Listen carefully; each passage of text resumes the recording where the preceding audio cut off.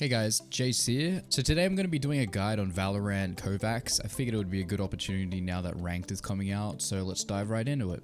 So the first thing that you need to do when you're going to be setting up your Kovaaks for Valorant is going up to your settings up here and clicking on settings, and you want to stay on your general page and you're going to be looking for your sensitivity aim.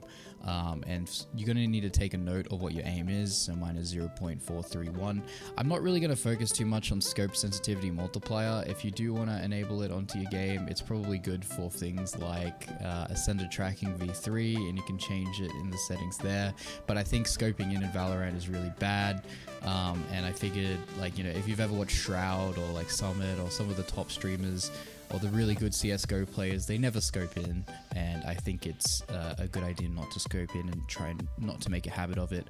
And the reason for saying that is actually because scoping in actually reduces your recoil, but it also reduces your rate of fire. So as long as you're accurate with long range without having a scope, you should be absolutely fine, and don't feel bad about not using the scope. So it's all good. Once you have the settings down from your Valorant client, you want to open up Kovaaks, and the first thing that you want to do is click on the top left here in online scenarios.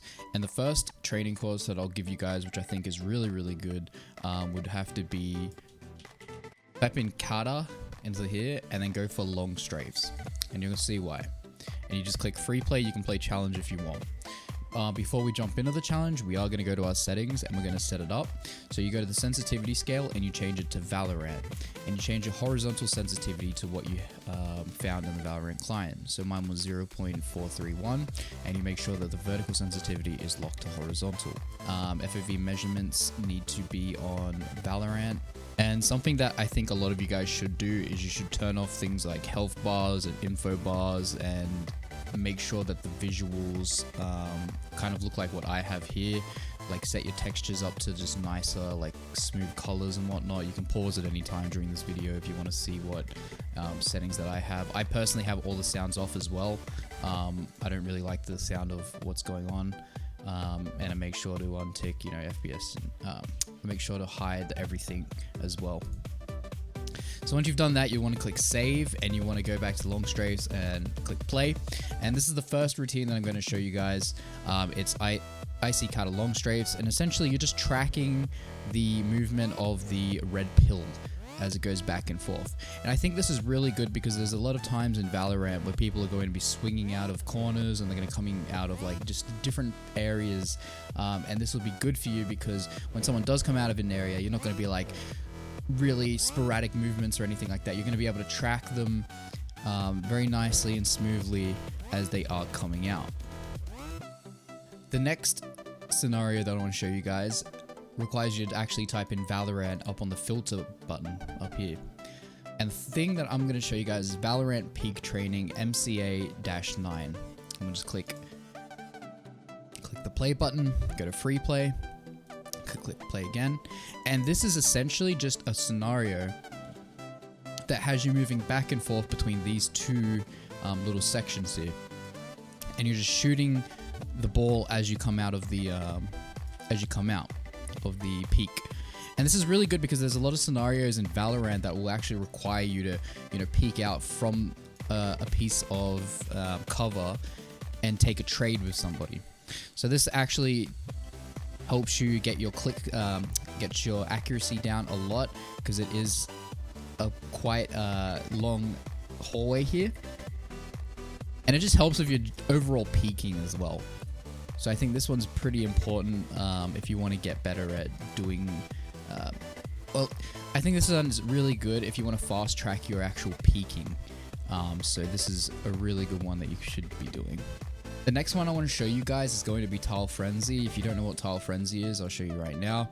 You don't have to actually type in anything into the filter bar. You could just clear the filter bar, and it'll go back to the best ones on the main list, and it'll just be halfway through called Tile Frenzy. Just click play. And this is a really good one. This is probably my favorite one out of all of the scenarios, because it's just quick flick training, basically. Just one big wall, and you're just constantly going through and clicking every single box that pops up on screen, and it's just a really good way of training your flicks And I think a lot of people do struggle with this because, you know, there'll be plenty of opportunities in games where, you know, there'll be like two people standing side by side next to each other, and you'll swing out of cover, and you'll take down one, but then, you know, you'll mess up the spray transfer to the next one. And this is a good way to, like, you know, just quickly like learn how to control that flick, you know, like just doing small flicks like that.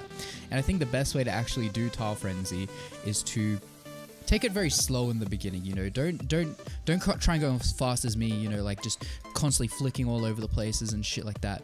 Just take it slow, you know, one by one, just like that. You know, try and get the accuracy down, and then as you continue going, that's when you start speeding up and trying to, you know, hit as many as you can as fast as possible. So I have one more here. It's called Valorant Small Flicks, and it's just, you type in Valorant again and it'll be at the very top.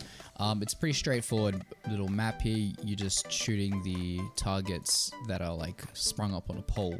And this again is just another like little small flicking scenario that you guys can do. There are a lot of flicking scenarios on Kovaaks. Since these games do require you to be really fast with how you put your reticule on someone, it is important to actually like work on your flicks. So I think scenarios like this are really good. And just saying, guys, you're never going to hit the head like every single game unless you're like a pro player. So don't feel discouraged if it is very hard at first, because at the end of the day, you know, no one starts off extremely good. They all practice somewhere. And it's important to realize that.